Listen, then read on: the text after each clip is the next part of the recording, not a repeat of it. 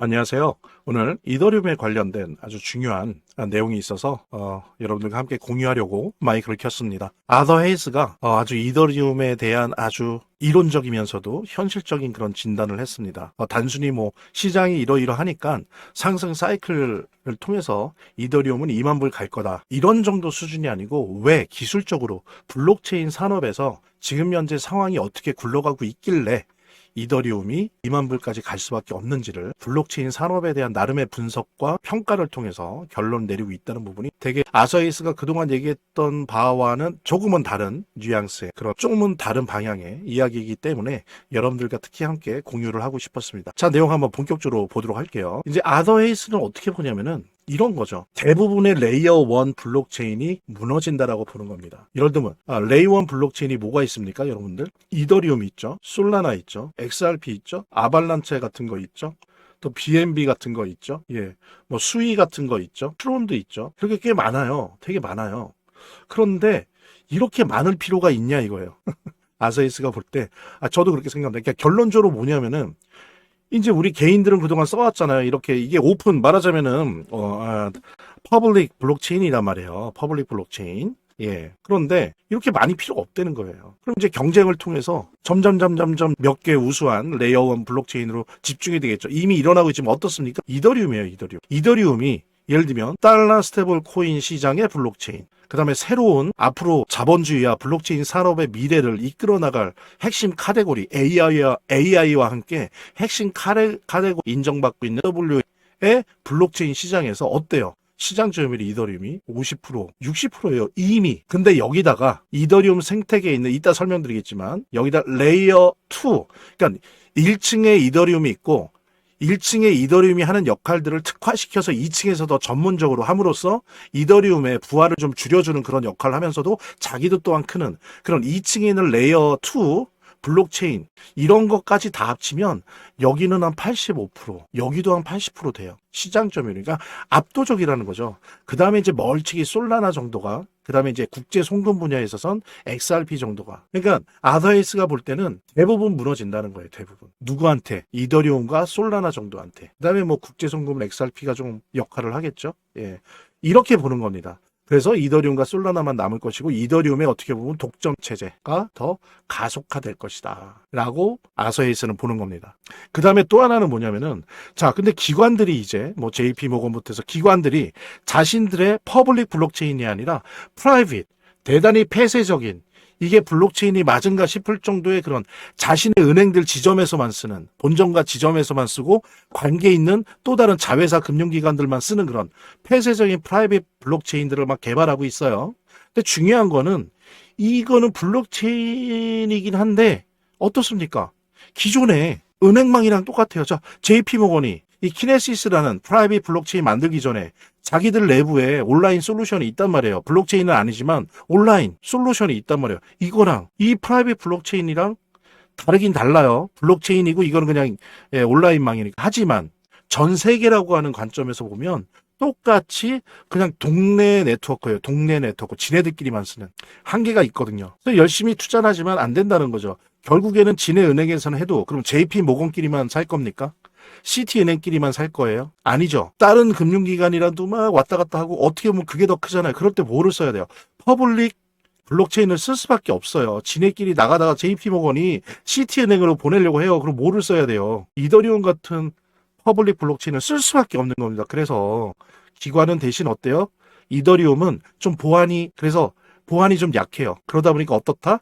이더리움 2는 요즘 GK, 제로 널리지라고 하죠. 영지식 승인이나 이런 부분들을, 이 보안에 관련된 게 기관들도 마음 놓고 쓸 수 있는 이런 그 프라이버시 보안이 대단히 발달돼 있잖아요. 그러니까는 어떻게 되는 거냐면은, 이 아더헤이스가 볼 때 저도 동의를 하는데, 기관들이 이더리움 2, 레이어 2 기반을 구축한다는 거죠. 그러니까 이더리움 생태계로 들어간다는 거예요. 프라이빗 블록체인이 아니고. 그 다음에 어때요? 그렇게 들어가는 대신 그 역할을 해요. 그 다음에 어떻습니까? 결제는 이더리움에서 하는 거죠. 레이어 1에서. 이렇게 될 거라고 예상을 하는 거예요.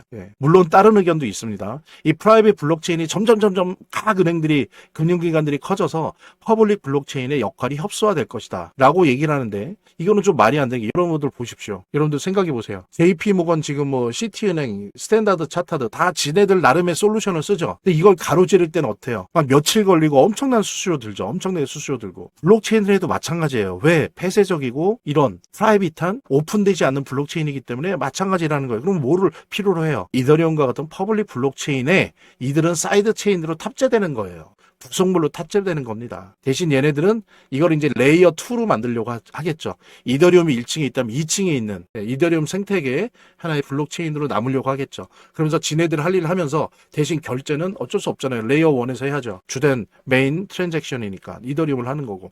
그래서 더욱더 이더리움이 클 수밖에 없다는 거예요.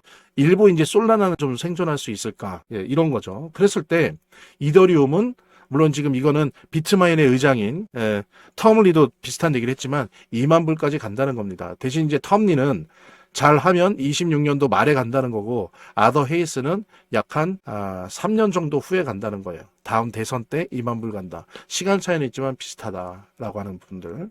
그래서 지금 특히 중요한 거는 뭐 2만 불이라고 하는 가격도 중요하지만 아더 헤이스가 왜 2만 불 가는가의 어떤 논리적, 시장적 분석을 통해서 만들어낸 이 빌드업이 중요한 겁니다. 근데 제가 볼 때 이 빌드업이 나름대로 현실성이 있고 타당성이 있어요. 지금 시장이 이렇게 가고 있거든요. 그래서 이더리움 중심으로 재편되고 있습니다. 더욱더 시장이. 그래서 이런 내용들 같이 공유하면서 재단에 관련된 이야기 나눠보도록 하겠습니다. 차트를 제대로 보는 것도 중요하고 또 거시경제 상황들을 보는 것도 중요하고 매우 중요하지만 결국에는 사실은 이 모든 거를 무시하더라도 재단이 어떻게 하느냐가 사실은 이 암호화폐의 성패를 좌우하는 가장 큰 요소라고 하는 거를 우리가 모두 다 느낄 수 있는 거거든요.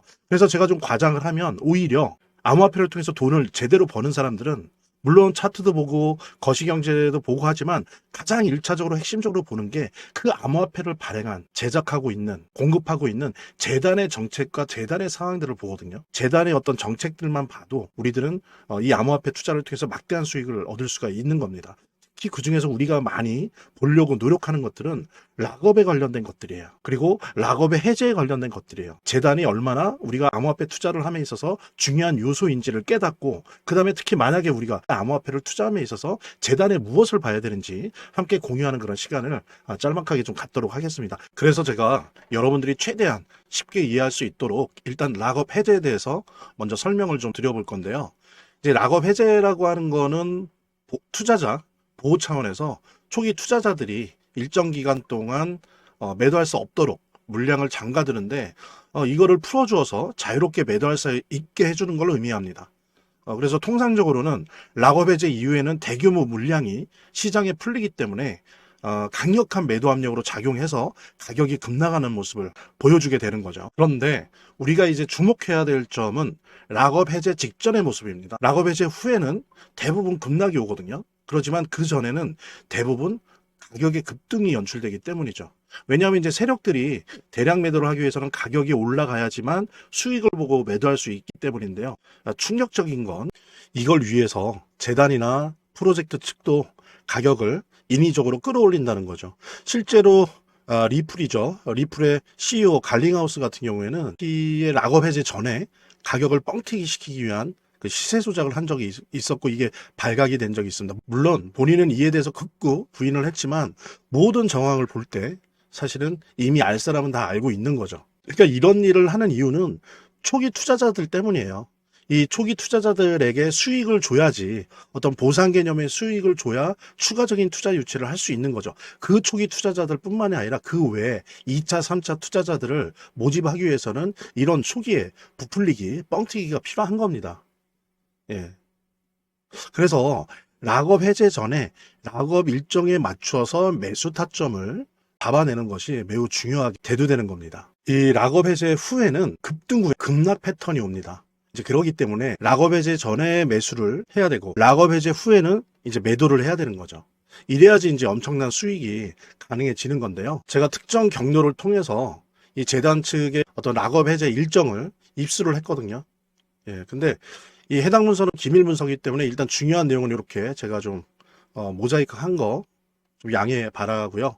그러니까 이 문서에는 이제 재단 측의 락업 일정부터 물량, 목표가까지 모든 것이 나와 있습니다. 그래서 해당 일정에 맞춰서 상반기, 하반기 이렇게 나뉘어져 있는데 해당 일정에 맞춰서 세력들은 가격을 끌어올리고 그 다음에 이제 매도를 하겠죠. 그래서 우리도 이 일정에 맞춰서 정확하게 매수매도 타점을 잡아 나가면 엄청난 고수익을, 대박을 노려볼 수가 있게 되는 겁니다. 그래서 여기 나와 있는 제 개인 번호 010-2592-6921, 010-2592-6921로 부자 두 글자만 남겨놓으시면 제가 확인되는 대로 이 모자이크 없는 아까 보셨던 그 문서 원본이랑 그 다음에 이제 언제 어디서 얼마에 매수해야 되는지 그 시그널이 담겨 있는 문서를 직접 핸드폰으로 PDF 형태로 전달해 드리도록 하겠습니다. 그러니까 당연히 무료고요.